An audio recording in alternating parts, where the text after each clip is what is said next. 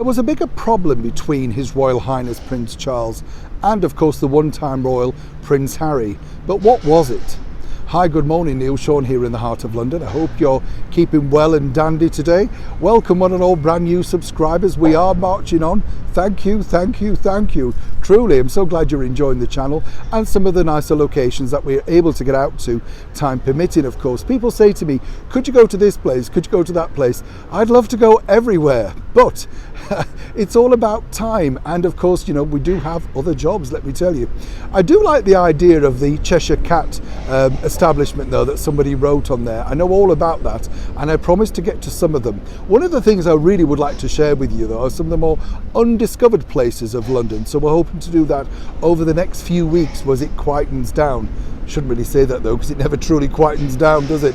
But back as ever to your breaking roll story of the day. Now this particular story centres on, of course, His Royal Highness Prince Charles and his wayward son, one-time royal Prince Harry. Now what I've been able to, well, find out for you is this, and we always have to say, of course, allegedly. There's been a bigger rift developing over some time. You may have read in the press that apparently Prince Charles and Prince Harry haven't spoken really for the last few months. It's no surprise there, is it? Now, I don't really think this is the fault of Prince Charles. Personally, I find it very strange because when you think about it, Meghan Markle doesn't speak to her father and seemingly now Prince Harry doesn't speak to his.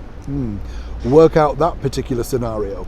But one situation in particular has really angered, and I have to say this very strangely, has particularly angered His Royal Highness Prince Charles. And let me explain the reasons behind this. You will recall, of course, when that book, we won't give it a plug, but that particular book that came out a while back now, something about freedom, yeah. Well, apparently Prince Charles openly asked, did anybody help with that book? And as ever, we have to say allegedly, but according to responses, he was told no one assisted with the book.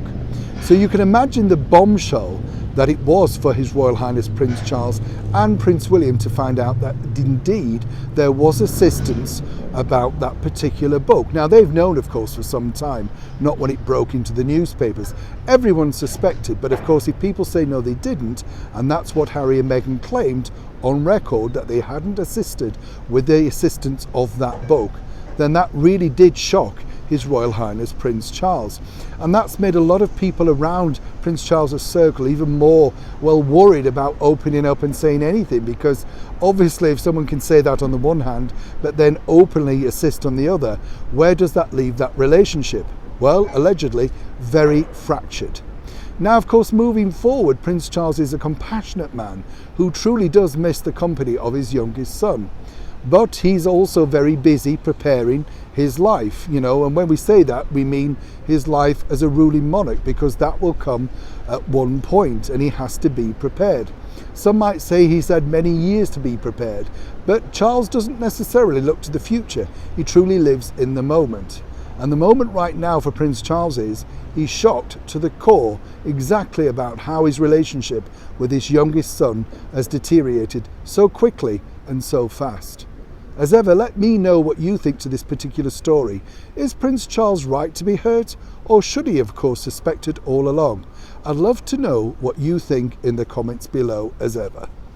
Neil Sean in the very heart of London.